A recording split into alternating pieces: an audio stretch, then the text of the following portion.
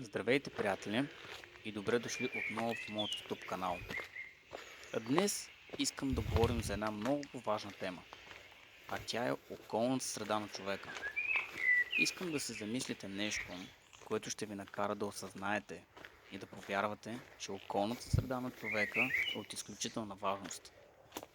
Някои от вас може да са родители, други може да не са, но всички сме виждали и дори сме проявявали тази подкрепа към всеки човек. Било то към брат, сестра, братовчет, майка, баща, баба, дядо, близки приятели. Но преди да продължим към темата, искам да кажа нещо, което може би ви прави силно впечатление, понеже всичко е зелено в клипа. Клипа е сниман някъде между края на пролета и началото на лятото. Снимане, за да може на 9 декември, когато днес го пусна, което днес е 9 декември, да ви даде малко позитивизъм, малко позитивна енергия, да може деня да ви започне хубаво. Пък и предстои Коледа, още по-позитивно да бъде. Нека да продължим към темата. Когато сме били бебета, всички покрай нас ни се радват, когато започне малко по малко да осъзнаваме първо нашето тяло, като например да си гледаме ръчичките, да започнем да мъкаме или да издаваме звуци, които радват околните. Когато станем по-големи, всички ни окружават да започнем да лазим, да ходим и всички са супер щастливи, че го правим. Това е така до определена възраст обаче. Ние още от малки, когато се родим и почваме да растем, сме мотивирани да постигаме успехи. Но тук идва другата страна. Сега от място на възрастните, нека да видим какво се случва. Когато си възрастен, само малко хора те подкрепят. Да постигнеш това, което се бориш, повечето хора ще искат да те откажат от това, което ти искаш да постигнеш. Ще ти кажат, няма да стане, няма да се получи, няма да можеш да го направиш. И всичко това е защото системата, може би обществото, така ни е възпитало. Но човек има силата да променя това, като започне да се самообучава, като се пренастройва, да не мисли с този шаблон, който обществото му е наложило. Искам просто само да се замислите за момент. Замислете се само за момент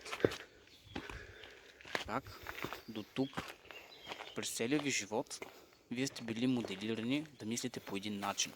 Може би хората, които слушат това, са малко и ще си кажат, о не, аз не правя така, аз подкрепям другите.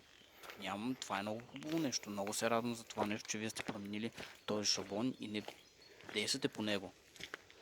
Всеки от нас може и има силата да постигне велики постижения. Всеки може да дързае, защото има една частица, която го кара да го прави. Независимо от обстоятелствата, но тук има нещо важно. Самият човек как мисли. И затова правя този клип, да дам храна за размисъл на всички, дори на себе си. Не го правя, нали, за нещо за известност. Не искам известност. Аз искам просто да споделям информацията, която съм научил, да може повече хора, като мен и като вас, да се развиват и да предават информацията, която са научили. За това го правя. Средата е от изключителна важност за всеки. Както има една поговорка. За какъвто се събереш, такъв ставаш. Това е много голяма истина.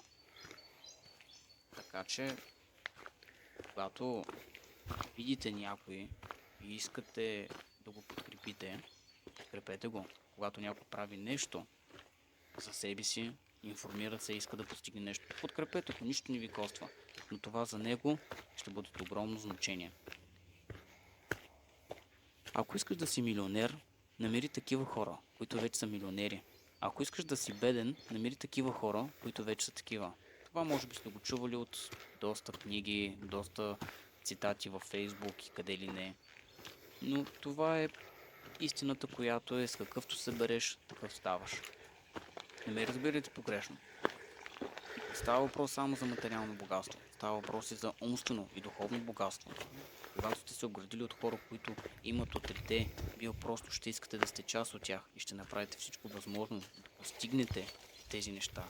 Няма да имате оправдание, че няма да го направите, че нещо ви боли, че нещо ви пуца и така нататък. Затова помислете какви хора има покрай вас. От много социални мотиватори сте чували, че ние сме средно 5 човека, с които прекарваме времето си. И което наистина е така. Замислете се първо, кои са 5 човека, които прекарвате времето. С които си прекарвате времето. Вземете един лист и напишете вашите приятели. И вижте с кои прекарвате повече време и разберете дали те се развиват или деградират. Това е много важно. Понеже ако те се развиват, ще можете да бъдете повече време с тях и да се развиват заедно.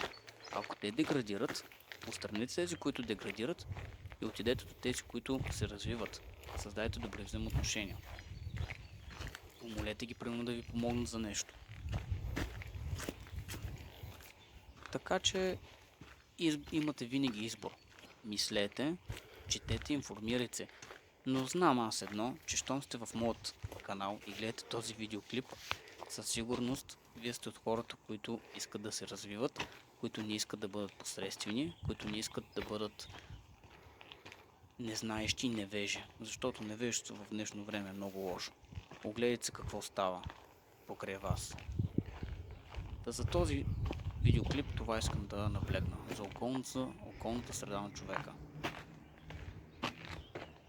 Вижте хората, които са покрай вас. Ако нямате такива, създайте такива. И бъдете един от тези, които подкрепят другите. И тези, които подкрепят, те ще почнат да подкрепят вас.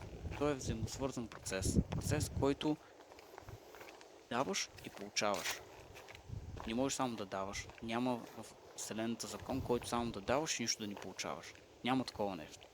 Може да ще отнеме малко повече време това да получиш, но ще получиш. Това, което ще получиш, може би ще бъде много повече от това, което ти очакваш.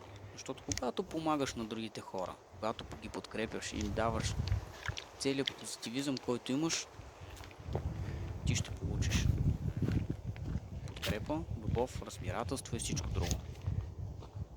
Скъпи приятели, това беше за днес от клипа.